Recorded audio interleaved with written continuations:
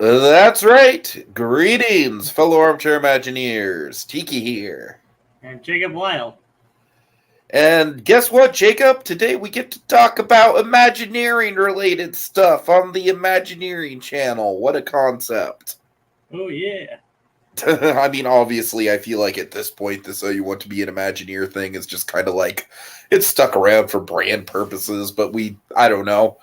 Honestly, when Epic Universe opens, I might cover that a little bit more thoroughly because there's going to be a lot to break down there. But Disney not really giving us a lot to work with. But I will say, Jacob, I don't know how you feel about these park announcements that we got out of Destination D23 today, but I don't think it's going to be like an Epic Universe killer by any means. But I definitely think this was a step in the right direction from last year. I think there is some good stuff in here. I think specifically they're kind of like looking towards general park improvements where they can. And Disney is just like, they've not been having a good year. I don't want to dwell on that too much, but it's just kind of the truth. So I wasn't expecting, like, they are not in a great spot to be, delivering game-changing announcements right now. I heard people expecting some kind of unrealistic announcements. Like, there was a lot of hype of like, oh, the Disneyland Forward thing's been going on, so we're going to have a third gate announcement at Disneyland. I'm like, guys, that's not going to happen anytime soon. But Jacob, I'll pass it to you. What did you think of this lineup of announcements that we got today? The lineup seemed pretty interesting. I mean, most of them seem to be focused on like the Florida location and like some of the changes being done there. And obviously, being the park that I'm more familiar with, a lot of these changes are actually pretty interesting to me. I mean, some of them are like deeper changes that affect things that I wasn't really familiar with or didn't really care about. But overall, I think, as I agree, it's like maybe doing like some small. I can't call all these changes small, but like incremental changes like this is probably is a step in the right direction. Probably I mean, I don't personally have an issue with them currently, but mainly probably a step in the right direction to further better the public image that they currently have.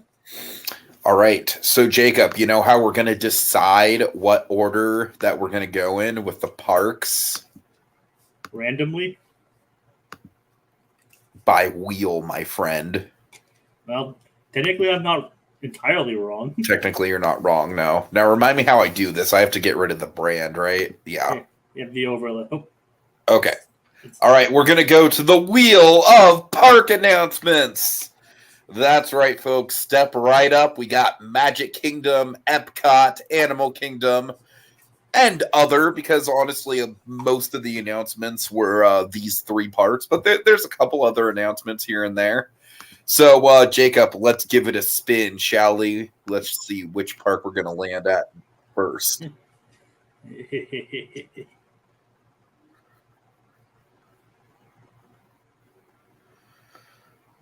Magic Kingdom.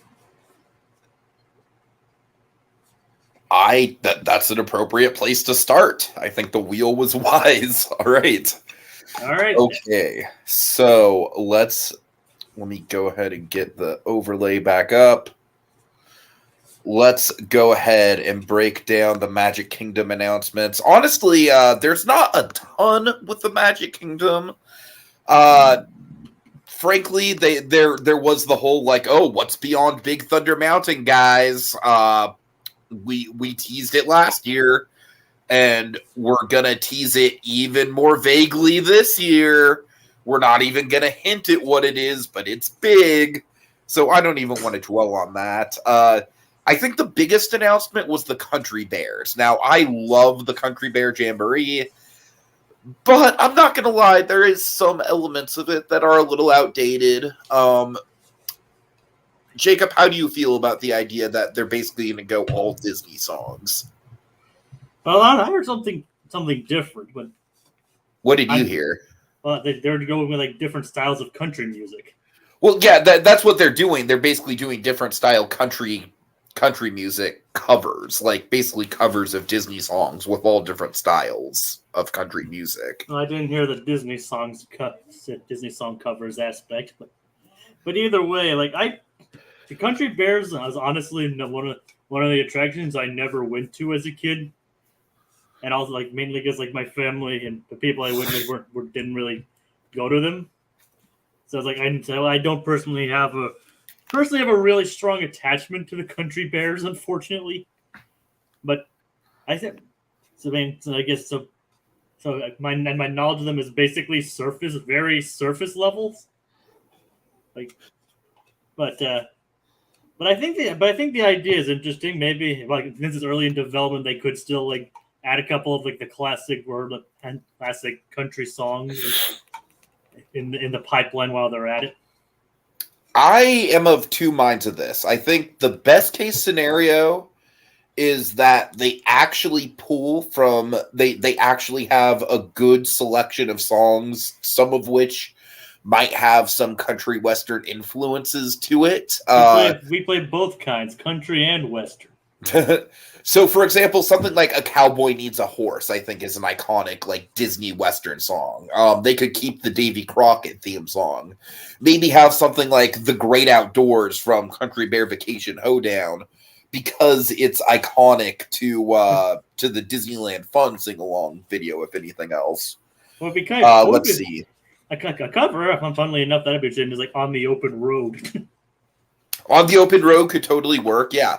That's what I'm saying. Like songs like that. Hell, even give me like, something like Little Patch of Heaven Way Out West from Home on the Range. That's not a great movie, but I do think it has a couple really good country songs in it. That to me would be the best case scenario. Like really make it a celebration. I mean, even stuff from like Princess and the Frog, I think could work in the country atmosphere.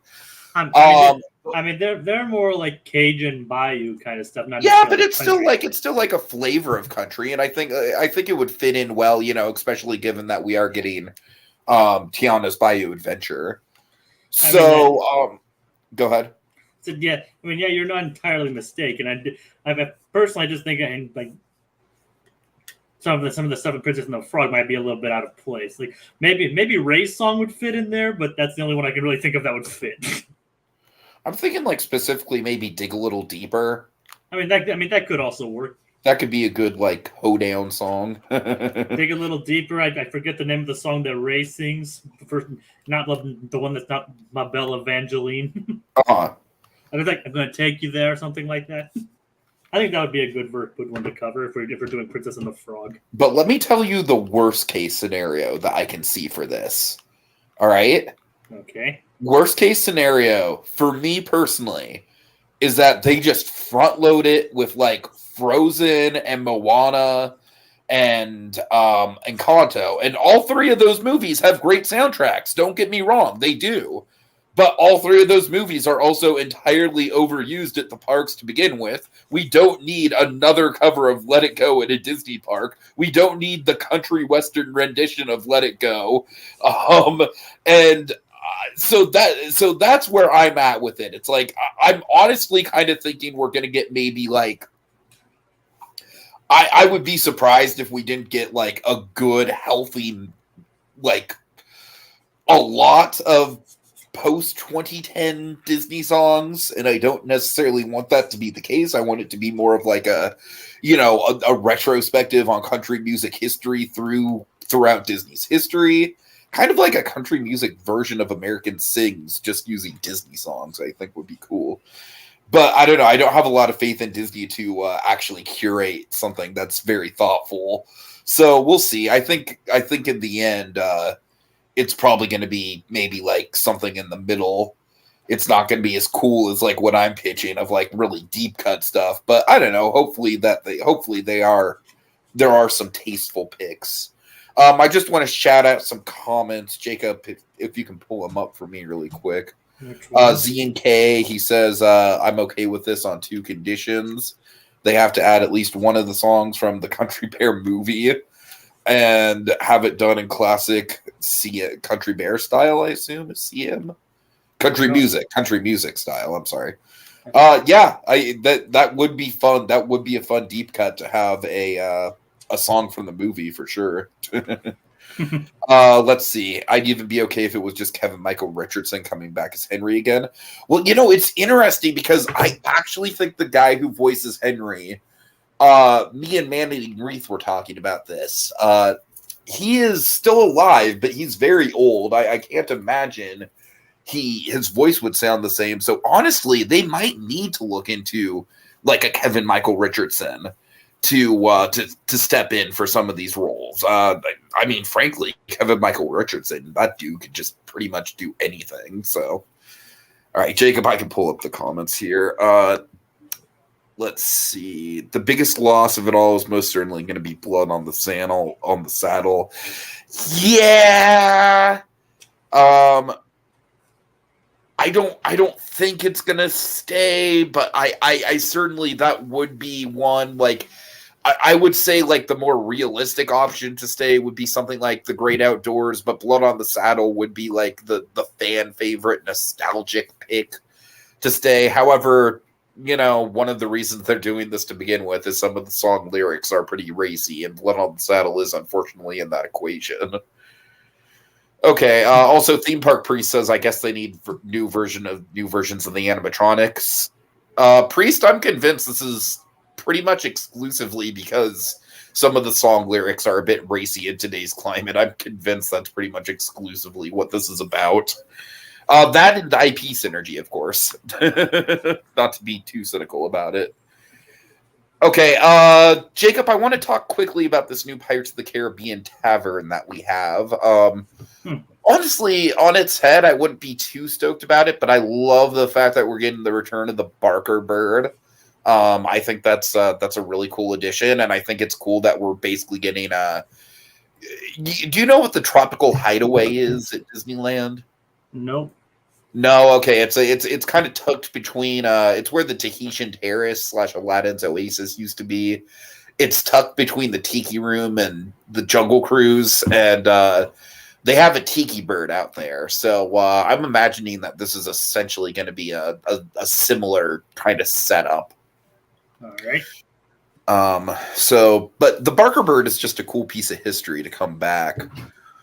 I'm wondering who's going to voice him, though, because that's pretty much like an iconic Wally Bogue performance. So maybe, I don't know, does Corey Burton do a good Wally Bogue? Now, just like Kevin Michael Richardson, Corey Burton can do pretty much anything. This is true. And the idea of actually kind of like adding like a tavern is actually pretty interesting. Like, cause they have like a lot of restaurants and fancy places, or even little holes in the wall, but not really taverns. I'm pretty sure this is going to be a replacement for Tortuga Tavern, and it's actually like Tortuga Tavern was basically like a tavern in name only. It was pretty much just a snack bar. I could be wrong about that, though. It's just that was a restaurant that was rarely open to begin with, so I wouldn't be surprised that that's where this is going. All right. And lastly, we already knew about this, but the Hatbox Ghost is officially being added in November. I think that's kind of weird that they wouldn't have him in there for Halloween, but whatever. I'm not going to be there during Halloween, so it's not going to matter to me one way or another. Jacob, there's been some controversy over them placing him in the never-ending hallway, which basically he would be the first ghost that you see, because the continuity of the ride has always been that you don't see ghosts until Madame Leota conjures them in the seance. What do you think about that? Do you think that's being overly nitpicky? Yes. Same, honestly. I hate to say it.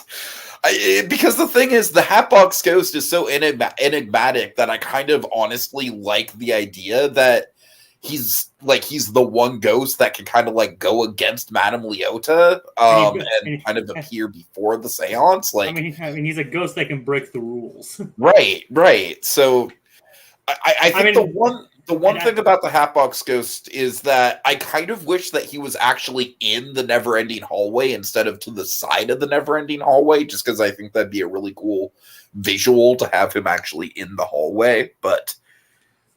And it's not like it breaks the lore. Yeah, no, I agree. I think people are being too nitpicky about it, honestly. And coming from you, that means something. You're right. Jacob, I'm trying. I hope you've noticed. I mean, I've noticed, but I'm just saying, like, considering how like we can all be nitpicky here, and if you're like calling other people nitpicky for this, it's like, wow, it's like, you get what I'm trying to say, right? Yeah. Sorry. No, it's fine. Okay, so I think that's about it for Magic Kingdom. Again, the only other thing is the Beyond Big Thunder Mountain that they're even more vague about than they were last year. Although technically, come to think of it, last year they kind of teased Encanto, and that ended up going in Animal Kingdom. So I don't know. I guess maybe the one thing we found out about Beyond Big Thunder Mountain is that Encanto is apparently not going to be part of the equation. Okay. All right, so let's get back to the wheel of park announcements. All right. Where's it going to go next?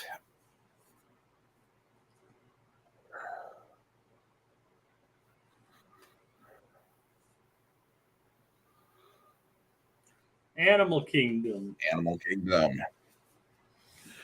Okay, I would say this is probably the park with the most significant announcements, actually. So it's cool that we're landing here. Like over the past decade, this has like been the park that has like pretty much had the most changes and additions.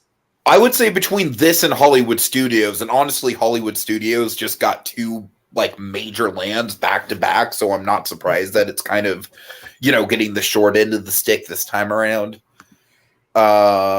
Okay, let's see. Just shouting out the comments. Encanto for both parks. I don't know about that. Honestly, Encanto is an interesting where, like, if you think about it, like, it could technically go into all four parks because it's like it would fit Hollywood Studios just by nature of it's an animated movie. You can fit anything into Hollywood Studios based on that. It could totally fit Epcot if they actually wanted to make a South America pavilion, but they're apparently never going to use the expansion pads that they have there. And it could fit Animal Kingdom and it could fit Magic Kingdom. So I do think it's a very versatile IP, honestly. Okay, so yeah, I'm sorry. The question, the funny thing is, like, I don't have a Magic Kingdom, an Animal Kingdom banner. My bad. Hold on. Go ahead.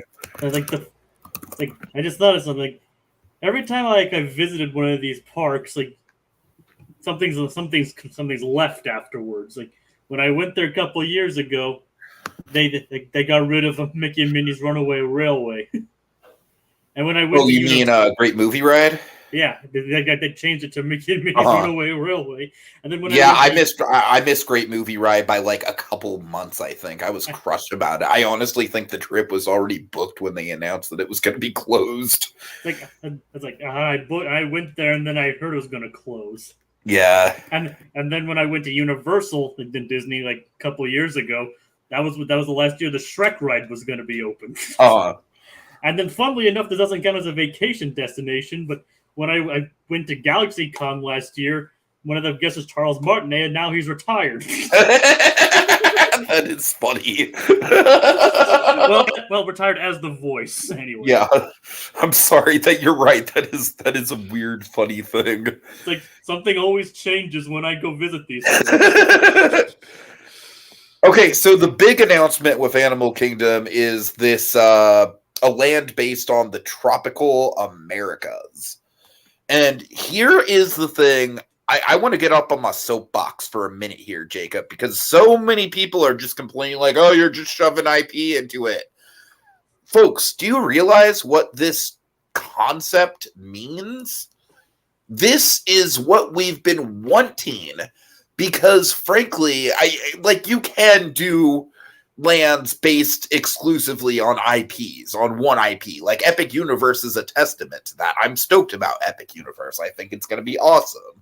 But I think Disney specifically, because Disney has such a vast catalog of properties that they can choose from, I think they would thrive with sticking to this. So I love this as a concept where it's basically like another Adventureland in the sense that they can pretty much like pick and choose any sort of IP they want, but it just in the guise of the American tropics, the America tropics. So I don't know. I just the idea that they can that they're willing to go the route of kind of like crossbreeding Indiana Jones and Encanto, and who knows, maybe Emperor's New Groove at some point. I know at least one person on the internet that really wants that. We shall see. We shall see. So the big thing is, I'm assuming, and this is just an assumption, they didn't really announce much. I'm assuming that Encanto, the dark ride, will more or less replace pretty much the entire footprint of Chester and Hester's Dinorama.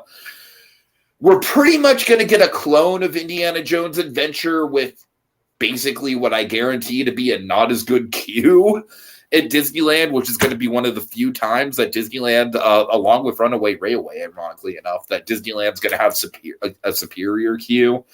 That I'm not so stoked about. I kind of wish that they would have been able to keep Dinosaur. I'm not thrilled that dinosaurs are leaving Animal Kingdom in general, but I do love the idea that they can kind of pick and choose any sort of IP they want to put in, and they're not just this isn't just an Encanto land. What do you think? I mean, I don't think it'd be wise just to stick to solely Encanto, but I do think that the strategy of, like, as you said, incorporating several of the IPs into this area is actually probably a good thing. Like, as long as they also, like, obviously they're sharing a general theme, which is, what a lot of the other parks do. Mm-hmm. Like, so and I did actually get to go on the dinosaur ride the last time I was there, and it is kind of interesting to see, kind of sad to see it go, but I am glad I went on it when I did. That ride was like my Disney Parks B movie. I appreciated it so much because of how cheesy it was. Yeah, it did have a special kind of cheese factor to it. but it was a fun cheese. Oh yeah, it was a blast. Okay, so comments here. Z&K, that is cool that you were able to make great movie rides last day. He said he kids, of course. I think he's kidding about the whole so ha-ha thing. Yeah, probably. Priest mentions that it's not in keeping with the thrust of Animal Kingdom. I mean, I will say this, Priest. I'm glad that Moana is not here, because I honestly like Moana. It kind of fits with the whole like the ocean, I guess. But with Encanto, you can still like. I think what this pretty much represents is kind of like it's like the South American kind of climate in tropics, and there are, I'm sure there's going to be some animals featured in the Encanto ride, at least with the Antonio factor. Yeah. Indiana Jones, I'm not sure, honestly. Like I honestly, part of me hopes Dial of Destiny introduced time travel. Wouldn't it be cool if they just added Indiana Jones to the dinosaurs? I would be down for that. Yeah, I mean, that kind of thing would be more. Honestly, I think those would probably fit more in Epcot. Like, Indy would probably fit better in Epcot, or. I think Indy. Yeah, I think Indy. Honestly, I think would probably fit the best at Hollywood Studios. Well, he's already there with the. Well, yeah, but I'm saying that attraction, the stunt show's pretty long in the tooth. A lot of people have wanted that attraction replaced. But yeah, I know, but that's what I was saying. Besides Hollywood Studios, Epcot would probably be the best place, considering the whole world traveling aspect of his adventures. Okay, we got Richard's Victims in the comments here. He says the fact that Dinosaur had its own thing in the first place was a miracle, so I get it. Yeah, I mean, I hear you on like the Disney's dinosaur IP. Yeah, for sure. But I mean, just the concept of dinosaurs in general, I mean, that's evergreen, man. Like, that's never going to go out of style. The only thing I can think of is that Disney just literally is like throwing its hands in the air like, well, Universal has the best dinosaur IP that there will ever be already, so fuck. What can we do? I mean, it's not like they're going to retheme Dinosaur to the Good Dinosaur, That would be a train wreck. Okay, then. Can you imagine the Carnotaurus? Instead of the Carnotaurus, it's just Cowboy Sam Rockwell T-Rex? Howdy, partner. Like, do you mean Sam Elliott T-Rex? Yeah, I'm sorry, Sam Elliott. Yeah, my bad. Sam Rockwell. That'd be a different character. Yeah. Okay, Indiana Jones is the biggest stretch from a thematic standpoint. It has less to do with animals than Avatar. Yeah, I can't argue with that. That is definitely fair. I mean, to be fair, and he mentions Avatar, less animals than Avatar. Like, Avatar in general has a whole environmental theme, which is the entire point of the animal kingdom. So, well, no, that's why I think people by and large are cool with Avatar there, because Avatar really does kind of act as like an extension of the park's thesis statement. Yeah. Okay, I want this Encanto indie thing to be a reality so damn bad, says Itchy Lot Productions. This has the potential to work. It will finally be an excuse to bring South American animals to Animal Kingdom. That's what I'm saying. Yeah. I do think there's a lot of potential with the animals. And even llamas, as you mentioned. Yeah, again, I mean, just give us something. Give us, like, literally a llama petting zoo themed to Emperor's New Groove, and I'll be good. The Emperor's New Zoo would actually be a good name. That would actually be a good name for it. You're right. God. All right. Indy fits best in a good movie. Too bad he wasn't in a good one in a long time. Yeah. I mean, he said he wasn't in one in a long time. Uh-huh. The movie just literally came out earlier this year, so I don't know. Yeah, I think he's saying he didn't like it. Yeah, but just because he didn't like it doesn't mean it didn't exist. All right. Oh, yeah. Dinosaur is a concept, yes, but Universal has it covered. I'm not cool with Avatar being there only because I can't allow one more thing making James Cameron's ego bigger. God. I don't know. I'm glad that Avatar's honestly that Avatar land, like, I think of it less as a James Cameron thing and more of a Joe Rohde thing. And I kind of consider Pandora to be Joe Rohde's last masterpiece. And honestly, like, in general, kind of like the last auteur thing to be done by an Imagineer, like, that had a real personal touch to it. So we shall see. Okay, I think that's... Let me see. There's a couple other things. Okay, so let's talk Zootopia. This is an announcement I actually think people are sleeping on. Zootopia is going into the Tree of Life, apparently probably replacing It's Tough to Be a Bug. Jacob? Yeah? I low-key think this is brilliant. All right, state your thesis. I think that this is the best. Like, Zootopia does not really make sense in Animal Kingdom as far as a new land, because they are making that Shanghai land. It looks really cool. Don't get me wrong, but I think an urban environment like Zootopia would not really vibe well with the rest of Animal Kingdom. Animal Kingdom, just by its very design, is meant to be an incredibly naturalistic park, and I think it pulls that off really well. But I think if you have everything Zootopia related, Zootopia, I think, is a big enough IP that it warrants being in the central icon of the park and essentially being the castle attraction. If you think about it, the Tree of Life as a whole, like, it honestly kind of ties into the themes of Zootopia just as a visual icon, which is, all the animals kind of living together in harmony. Zootopia... Like, yeah, his point though being is that, like, the whole urban thing versus the whole natural thing. Because Animal Kingdom, like I said, it's a very naturalistic park. I mean, you walk in there and it's like one of my favorite parts of Animal Kingdom is just that opening oasis area. I've gone on and on about how much I love the oasis, because it's like, whereas most Disney parks, you have a traditional main street. With the Oasis, it's literally just like you're thrust into, like, okay, it feels like you're already, like, exploring, like, a rainforest environment. And then the park just kind of, like, expands out from there. I think even if Zootopia was in an area that was kind of disattached from the rest of the park, I still think having the skyline would throw things off. Yeah, it's tough to be a bug. Is rough. I'm not gonna lie. I remember. I have vague memories of seeing that when I went there as a very young kid.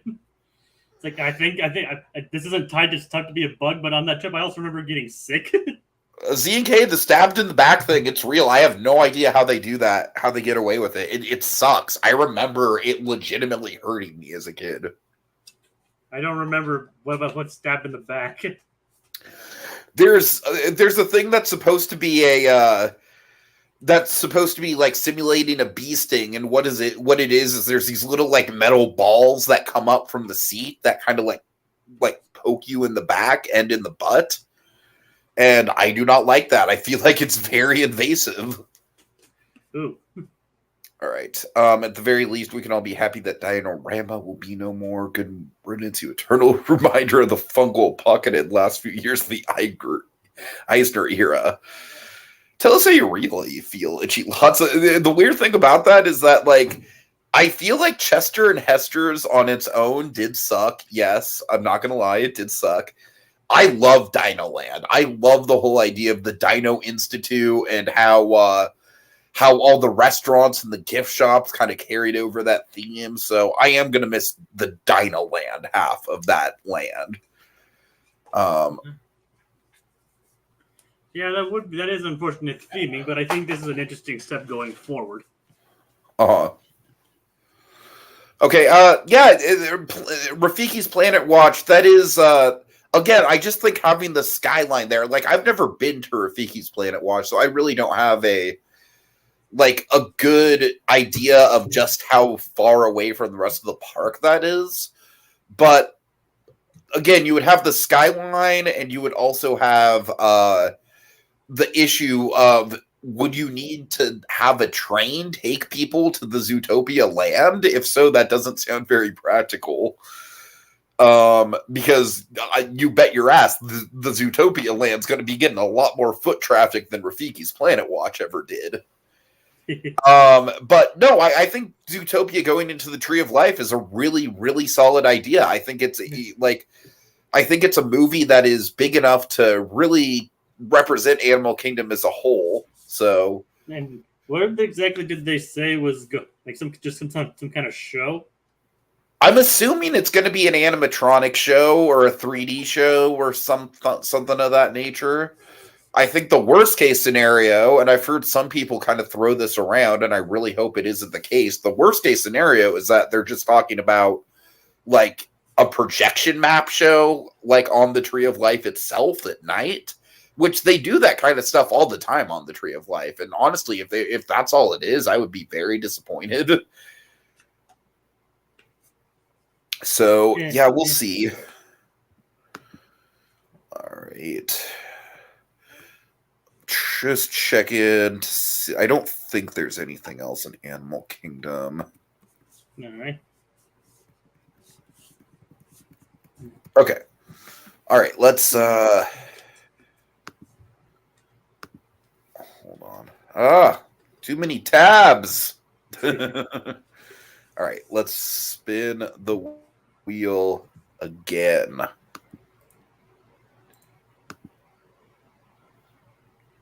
All right.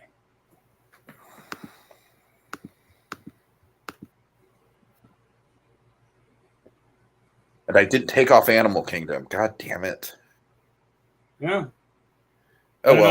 Ended on Epcot anyways. Yep. We're good. Yep, just remove both of them this time. We'll talk about Epcot, then we'll talk about other. I think it's appropriate that we save other for last. Yep. All right. Epcot. Experimental prototype community of tomorrow. So Epcot, I think, got, for me, the single most exciting announcement, which was Test Track rethemed to Roll to Motion, baby. Jacob, you don't know how stoked I am about that. I have heard really, I never went on Roll to Motion myself, but I think outside of Horizons and maybe the original Journey into Imagination, I think that the original World of Motion is one of the most beloved original Epcot attractions. And even if it's obviously not going to be exactly the same, just the fact that they're willing to dive into that old school Epcot energy and really embrace it, I love that. And honestly, I'm someone who always thinks that Tron 2.0, that goes to show what I think of Test Track. Test Track 2.0, I don't think it was nearly as good as the original Test Track. I never did the original Test Track in person. I just think that the whole vibe of being in the in the crash test dummy testing facility, like the industrial feel of it all, it was different, but it was still immersive. I think this Test Track, like, it's fun, don't get me wrong, it's a fun ride, but I don't really like the car aesthetic or the Tron aesthetic. I don't really like the whole idea of like making your own car just because it's just like, really, there's not the actual game mechanic of that just kind of holds up the line. So to go back to a more kind of old school edutainment kind of style, but obviously with the Test Track, like the big fun 60-mile-an-hour launch at the end, I'm stoked. I think this is a great step in the right direction for Epcot. I think it's kind of interesting they're actually teaming up with Chevy for this. Like, I mean, as far as they're actually teaming up with Chevy, like, with something they don't usually team up with a lot of outside partners for their interior projects. I mean, that's something they do at Epcot, Jacob. I mean, I know, but it's not something they do commonly, at least not anymore. Well, I think Test Track was General Motors for a long time. I think even World of Motion might have been General Motors. But again, like, Chevy isn't something they've really tapped into. I know that's kind of like a part of GM, but it's not really. Like, it is kind of something that they ever did with like the original like World's Fair attractions. They found a bunch of partners and helped them and used them to sponsor the rides. And I think actually using like co-developing like the technology to build this is actually quite an interesting aspect. Sure. But I mean, like I said, again, I honestly don't have much nostalgia for Test Track myself. I mean, I don't, either I wasn't old enough or they didn't allow me to go on it when I went there, and when I was older, it didn't really hold much interest to me. So unfortunately, I never really went on it. But like I said, it is kind of an exciting prospect in this regard. All right, just to address some comments here. Them teaming up with Chevy also feels very old school Epcot. Yeah, it kind of does now that you put it. Yeah. I mean, that's basically what I was just talking about.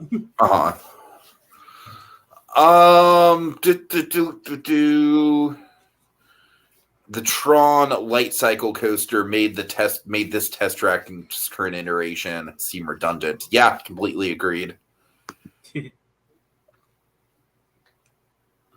All right, Richard's victims. I'm not going to entertain that Full House comment. That's a little too inside baseball for this, but I appreciate it. I don't think him. I mean, I know they went to Disney in one episode, but I don't think but I don't think they're actually a Disney show. Right? Well, they're an ABC show, so yeah, they are. I mean, it aired on ABC, but doesn't mean Disney actually owns the show itself. No, you're right. I don't think Disney itself actually owns, because it's on Netflix. Yeah, that's a good point. Actually, Fuller House is on Netflix, and frickin' the original Full House is on HBO.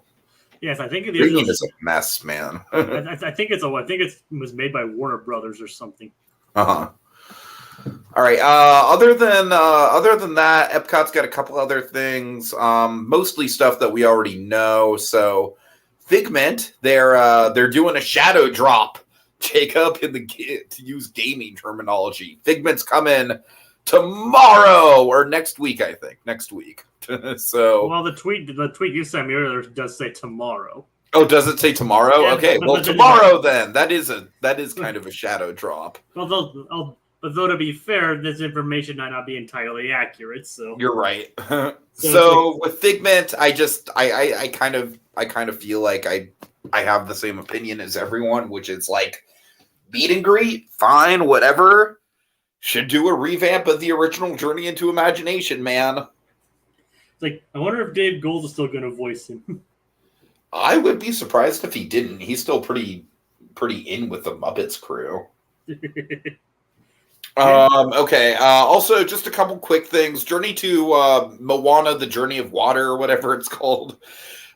Just first of all, I think it's just ridiculous that Disney has attractions on both coasts that are essentially like really simple walkthroughs, like the Treehouse and Adventureland's case. And it's just, for my money, it's just taken them entirely too long to open both of them. I don't understand why this has to wait until next month. As far as I can see, they're already taking people through it, and like it looks pretty much ready to go. I don't understand why Disney does this, why they just like draw out their openings so long. Whatever. I am pretty optimistic about the Moana thing. I'm not gonna lie, it looks pretty cool. And hey, there's going to be a Moana meet and greet, because of course there was. Did anyone ever actually think there wasn't going to be a Moana meet and greet attached to this? Yeah. All right. Anyways. I mean, it's pretty interesting. I mean, I'll be more impressed if they pulled off a Maui meet and greet. That would be fun. Yeah. Yeah. Okay, Ichila, I love this comment. When are they going to get to the revamping Journey into Imagination Factory? I love it. I love it. All right. All right. What else is going to be at Epcot? Wait, you went to the walkthrough for Moana this week, Z&K? Like, did you go to a preview for it? Or did you watch a video of it? I'm sorry.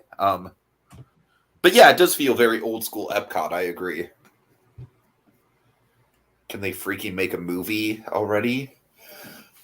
I mean, honestly, I wouldn't be opposed if they stuck to stuff like Muppet Haunted Mansion, like 1 hour specials. But yeah, a movie would be nice. I mean, they just did. I mean, earlier this year they just did also Muppets Mayhem, which that's true. That's true. I mean, if you watch it all at once, it's kind of like a 4-hour movie. Yeah. I mean, considering a lot of the episodes carry on from the previous scene. Yeah, Z&K, that's cool that you got to go early. Don't get me wrong, and I'm sure it's great. But again, it kind of bugs me. Like, I guess they just want to make sure that it's all working right. But this thing has taken so long to get open. It just kind of bugs me that it's like, okay, guys, it'll be ready in a month. We're already sending people through it, but we're not going to open it for another month. I don't know. Maybe I'm just being a. It could be like it's probably a soft opening for that. Yeah. I'm just a big fan of the traditional Muppet musical. Oh yeah, totally. Richard's Victims. I don't get me wrong. I would love another Muppet movie, another big screen one. It's a movie. Okay, I think that's about it for Epcot, except for I guess we should. I am just not a fireworks guy at all. I'm really not. But the new fireworks show is going to be called Luminous: The Symphony of Us. Got to admit, I don't really love that name. Just I don't know. Like I feel like I did do Illuminations, Reflections of Earth. Totally drunk after my drinking around the world, after 11 drinks. I think that's the height. That is the peak of Epcot fireworks experiences for me. I'm never going to do drinking around the world again for the rest of my life. So in that respect, I think I'm probably never going to do Epcot fireworks again for the rest of my life. I'm just not a firework guy.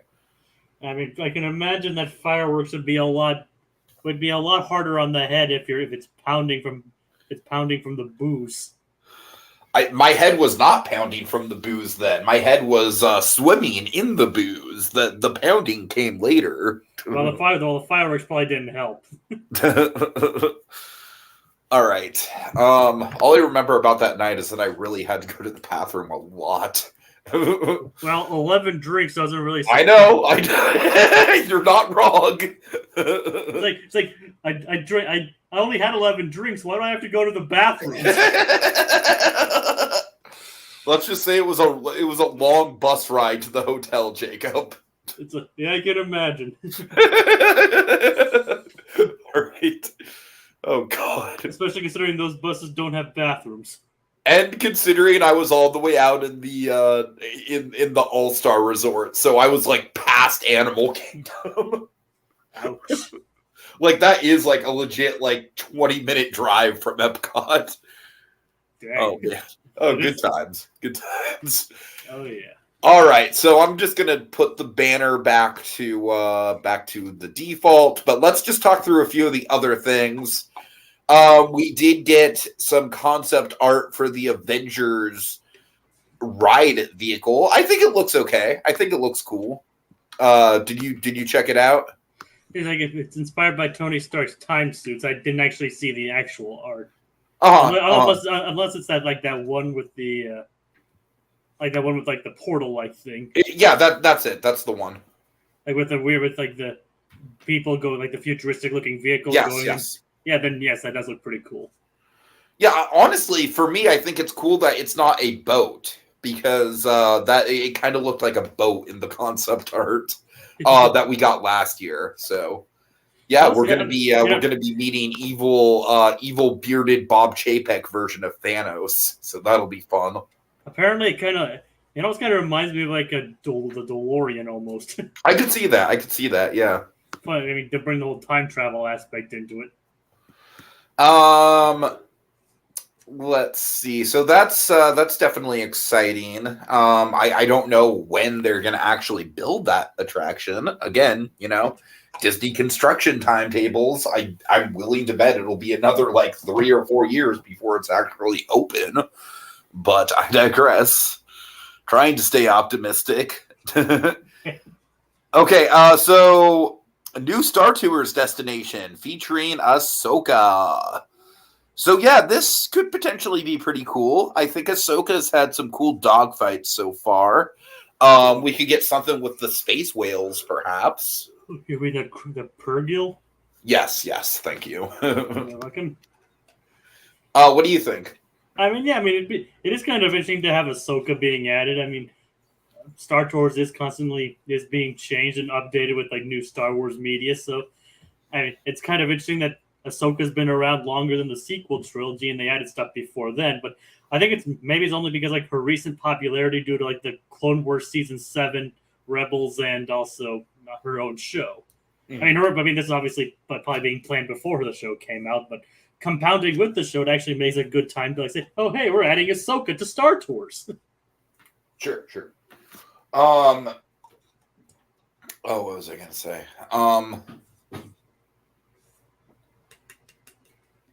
Damn it. Sorry, I don't know.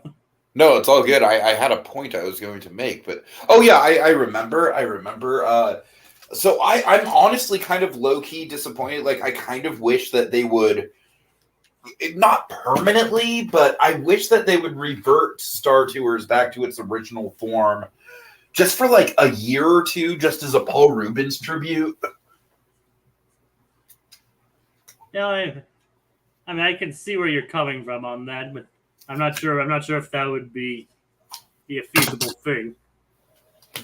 I don't see why not. It's literally the exact same ride system.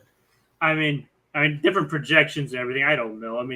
But I'm not talking about the whole ride system thing. It would just be the whole like logistics. You know what I'm saying, right?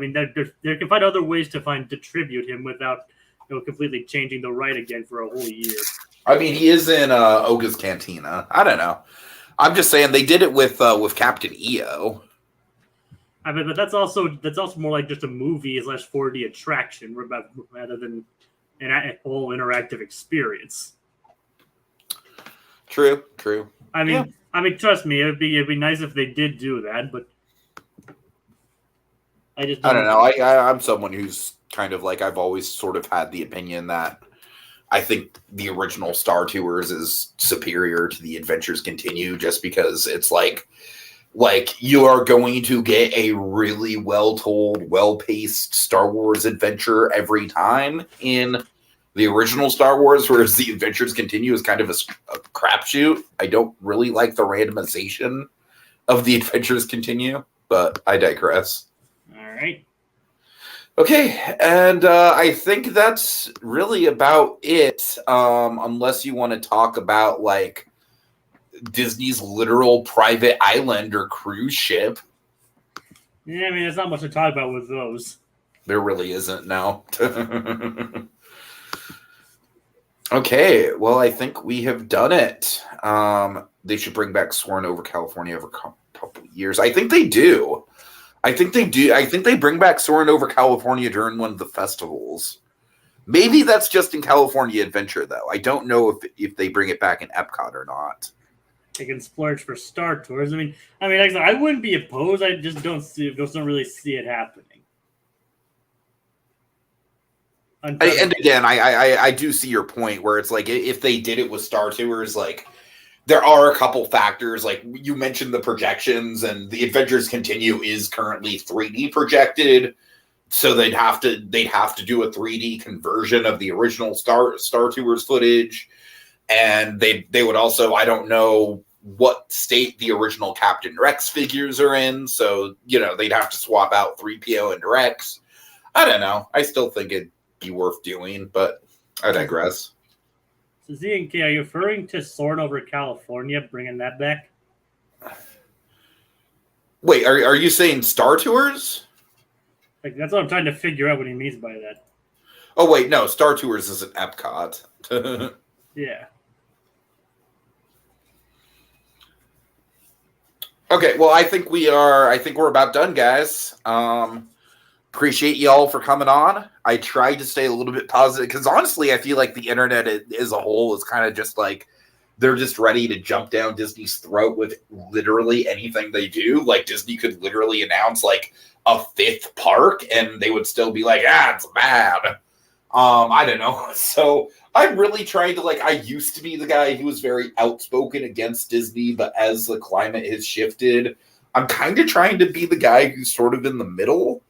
But I've always tried to maintain a neutral stance on this. And I'm a big Disney, me, I'm a big fan. I defend a lot of their stuff, but when it comes to dinner work, me, I've always maintained a neutral stance on this. I was always always trying to let's not be quick to jump down Bob Chapek's throat on this.